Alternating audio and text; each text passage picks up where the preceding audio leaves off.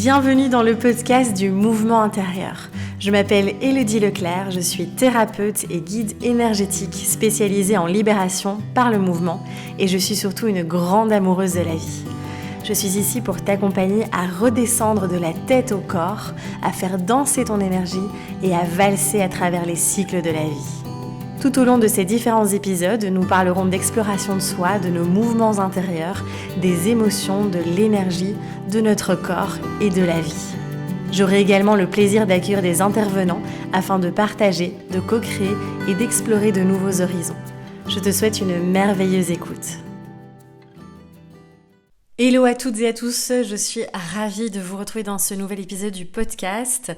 On va aborder un sujet aujourd'hui dont je vous ai déjà parlé, mais je n'avais jamais pris le temps de réaliser un épisode vraiment dédié à la théorie polyvagale et donc je me suis dit qu'il était temps et surtout de vous partager, enfin en tout cas à quel point moi ça a tout changé en fait. Ça m'a vraiment permis de comprendre les différents états dans lesquels j'étais et de ne plus être coincée justement dans ces états. Donc ça on va voir ensemble plus en détail. Mais voilà, c'était hyper important pour moi de faire enfin cet épisode un peu plus détaillé et d'aller en profondeur dans cette thématique dont on entend beaucoup parler aujourd'hui.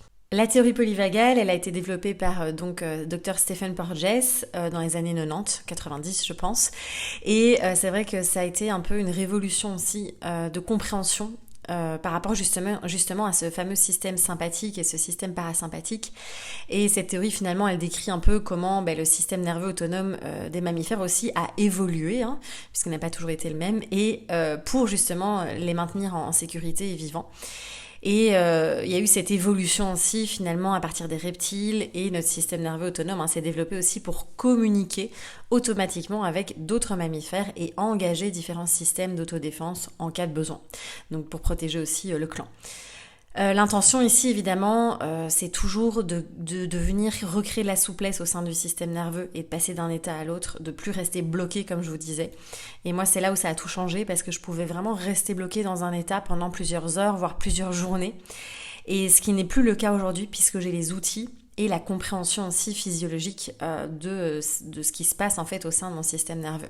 C'est sûr qu'on entend beaucoup parler de cette thématique, vous allez vous dire encore un podcast là-dessus, mais après justement c'est tellement important, il y a encore beaucoup de gens qui ne connaissent pas cette fameuse théorie polyvagale et on a besoin de répandre le message parce que sincèrement moi je me dis toujours que ça devrait être dans les programmes des écoles parce que si même déjà les enfants avaient cette connaissance de comprendre un petit peu peut-être pas autant en détail mais juste les bases et de savoir que ils peuvent aussi valser entre ces différents états et puis même pour leur vie adulte aussi, je trouverais ça absolument magnifique.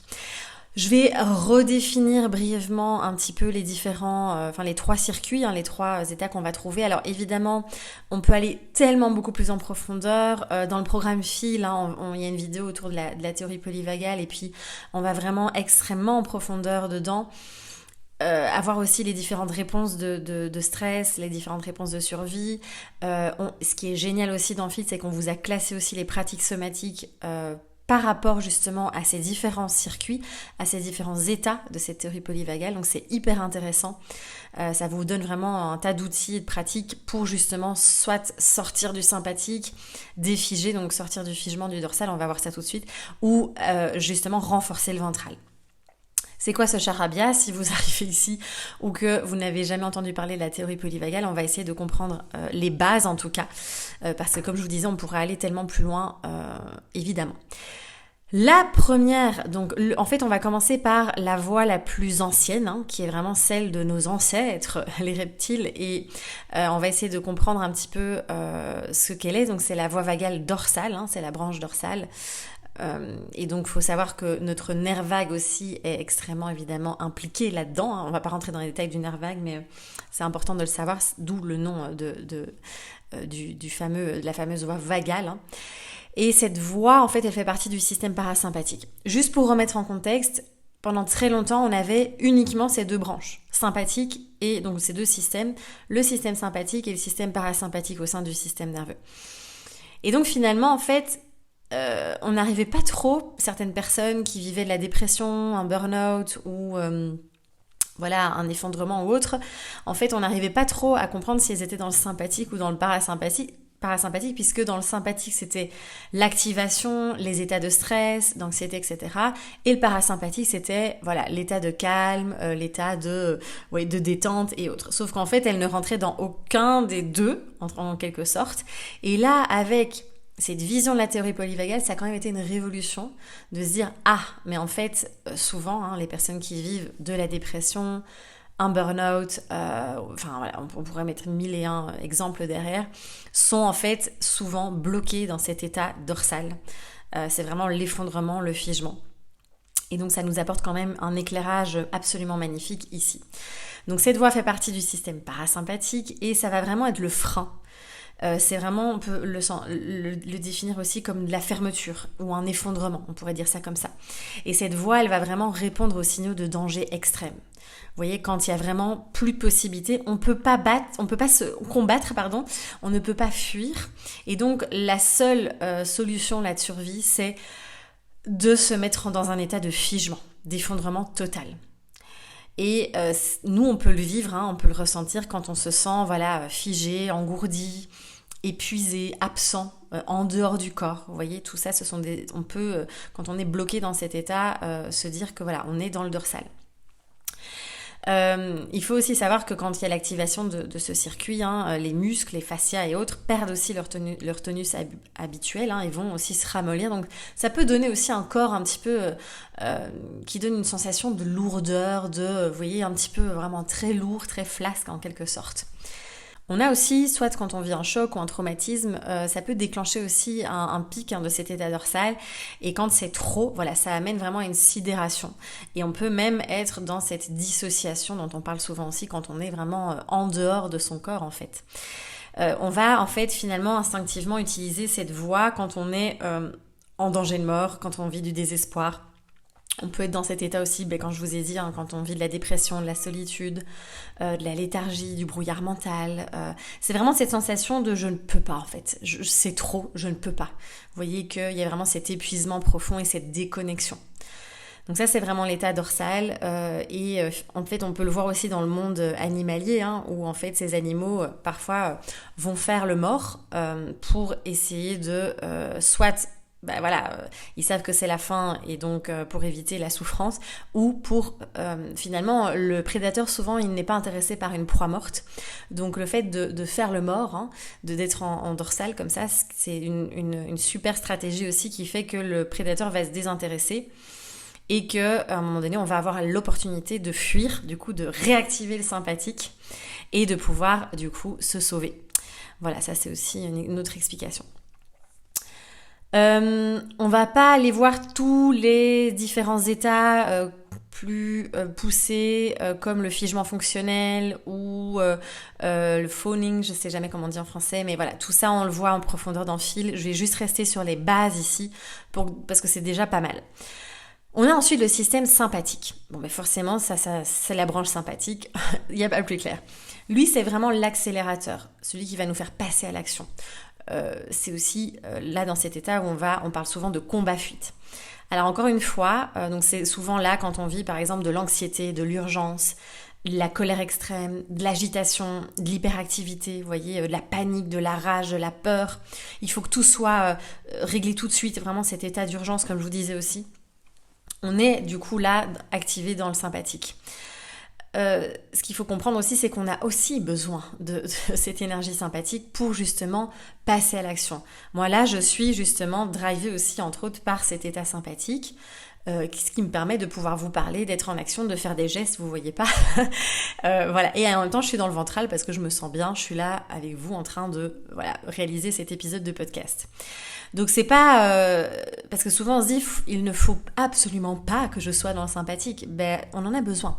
Et on a toujours de toute façon ce mélange de ces énergies, de ces voix qui sont là aussi. Ça c'est important aussi. Voilà, de à nouveau remettre de la nuance dans ces différents concepts. Ce système sympathique, en fait, il va se situer dans la partie centrale de la moelle épinière d'ailleurs, et il va nous permettre de nous préparer à l'action aussi en cas de danger. Et quand il y a danger, en fait, ça va déclencher à ce moment-là une libération d'adrénaline, les hormones du stress, qui sont d'ailleurs sécrétées par les glandes surrénales, et qui alimentent du coup cette réaction de combat-fuite, puis il y a une cascade d'hormones derrière aussi.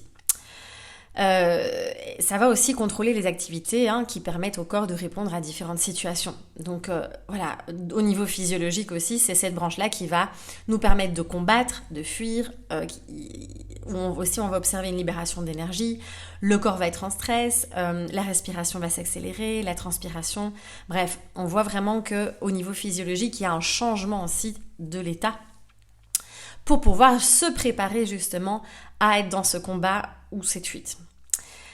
Normalement, cette branche, évidemment, elle est activée en cas de danger ou de stress ponctuel. Le problème, c'est qu'aujourd'hui, beaucoup de personnes vivent dans un stress chronique. Et quand on est dans un état de survie dû à de nombreux traumas ou autres, on peut effectivement avoir énormément d'énergie sympathique qui est en fait coincée dans le corps, qu'on n'a pas pu libérer. Et dans cet état dorsal de tout à l'heure dont je vous parlais de figement, souvent on a derrière ça, donc en fait on n'a plus cette capacité de se mettre en action, et en même temps c'est comme si on était une bombe à retardement, il y a aussi souvent cette énergie sympathique qui peut être complètement bloquée. C'est pour ça qu'on parle de l'échelle aussi polyvagale, où en fait on a tout en bas de l'échelle cette voie vagale dorsale, le système sympathique ensuite, et puis la voie ventrale qu'on va voir après. Et en fait, souvent quand on sort, d'ailleurs quand on défige et qu'on sort en fait du dorsal, on va souvent repasser on va avoir l'énergie sympathique qui va se libérer. Donc on va repasser un petit peu dans de l'activation et autres, ce qui est tout à fait normal aussi.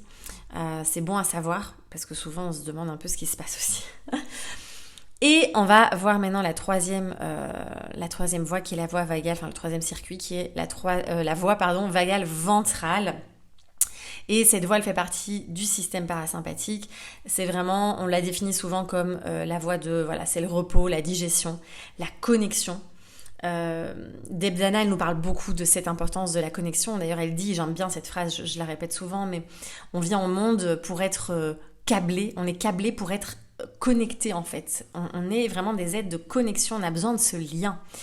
Et le lien, la co-création, la connexion, les échanges, tout ça, les relations, ça nourrit énormément d'ailleurs cette voie vagale ventrale.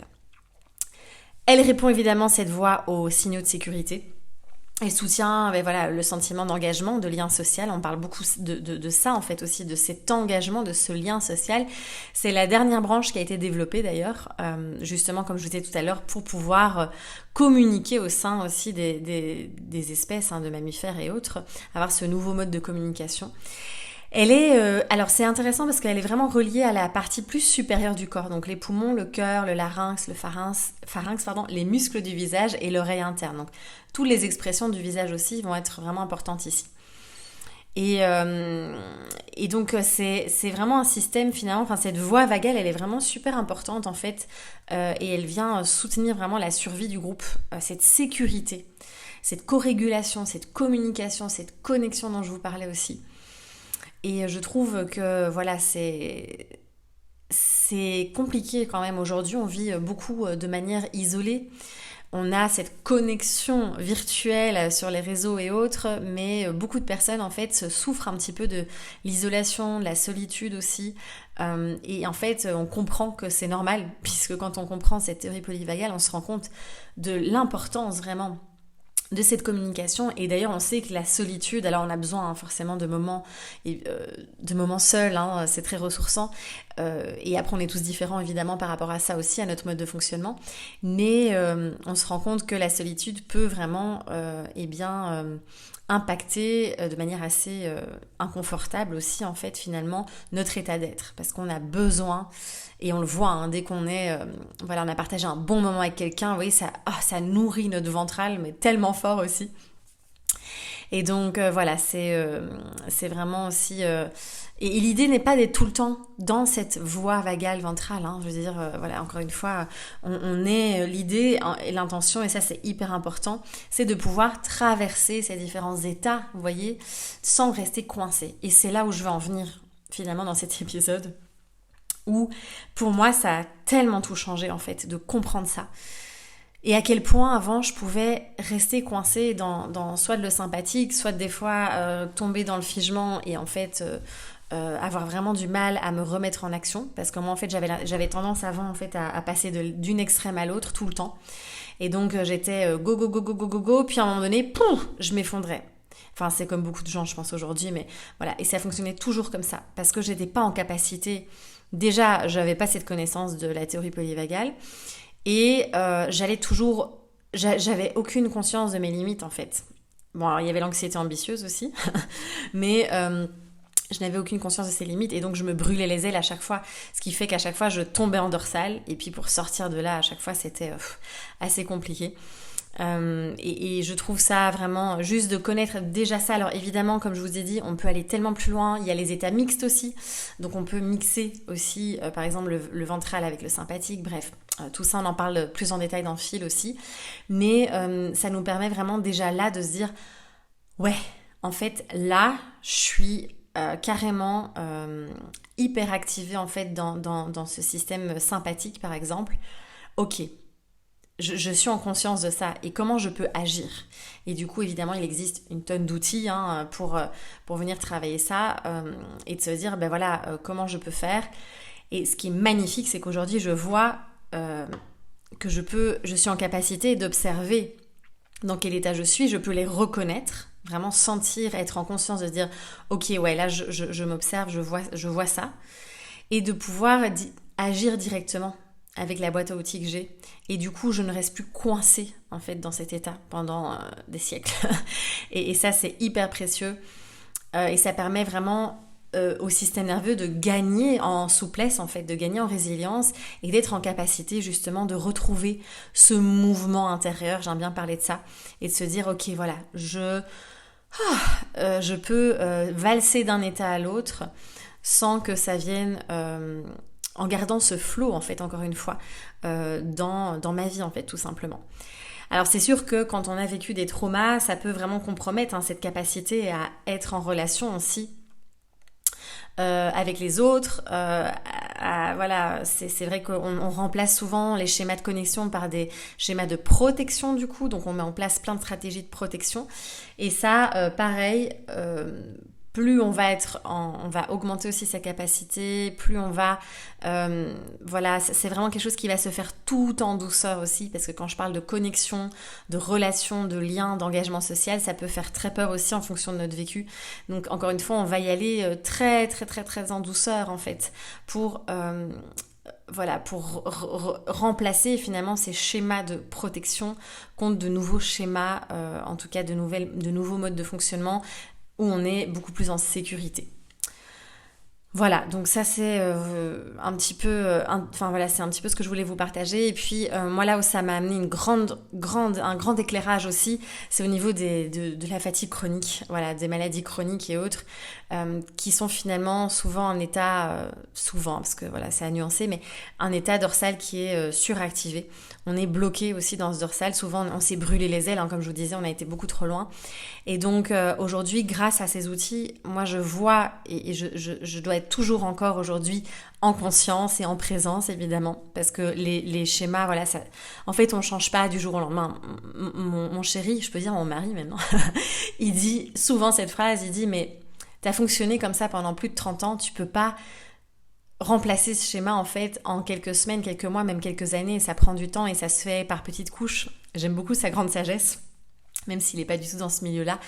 Et c'est vrai, il a raison. Donc ça aussi, c'est important d'avoir ça en tête, de se dire que c'est un processus et que c'est quelque chose qui se fait vraiment tout en douceur. Mais en tout cas, par rapport aux maladies chroniques, par rapport à la fatigue chronique et autres, ça permet vraiment aussi de comprendre et du coup de s'accompagner.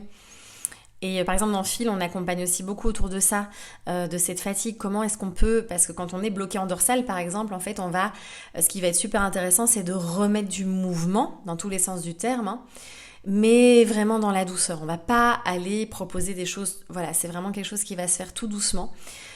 Et le fait de remettre du mouvement aussi, ça va permettre de défiger, vous voyez. Travailler sur les traumas aussi évidemment avec des thérapeutes, bien sûr, être accompagné par rapport à ça.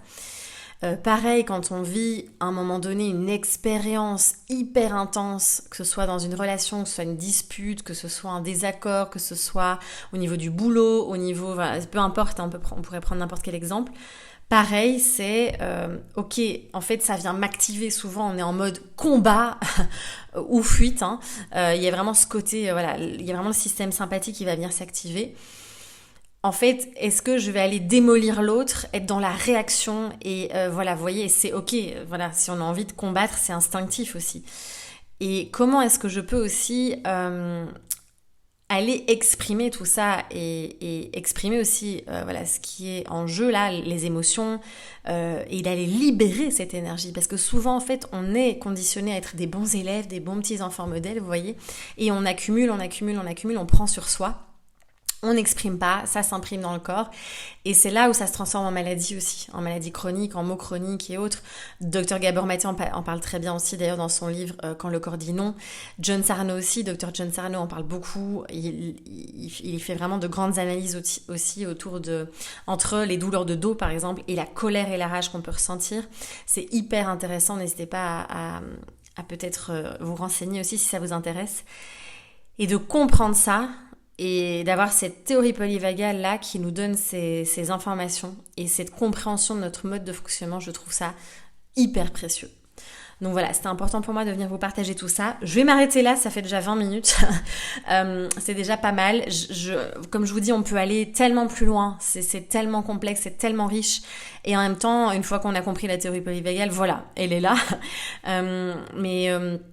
Mais en tout cas, voilà, j'avais vraiment envie de revenir sur les bases aussi ici. J'espère que ça vous a apporté des clés de compréhension, ou peut-être une révision aussi, pourquoi pas. N'hésitez pas à partager l'épisode, peut-être à en parler autour de vous aussi pour qu'un maximum de personnes soient peut-être en conscience et en connaissance de cette fameuse théorie polyvagale. Et puis n'hésitez pas si vous voulez nous rejoindre dans l'aventure d'Enfile, hein, évidemment les inscriptions sont toujours ouvertes et on se fera un plaisir de vous accueillir, hein. C'est un programme qu'on a voulu très holistique, très complet. Il y a un soutien immense puisqu'on vous propose une séance de coaching collectif aussi une fois par mois à vie. Donc ça c'est quand même hyper précieux aussi et on a vraiment voulu mettre à la fois un maximum d'outils et aller à l'essentiel pour pas non plus à nouveau surinformer. C'est vraiment un programme qui se suit tout en douceur à votre rythme en fait. Donc on est très heureuse, en tout cas on serait très heureuse de vous accueillir également.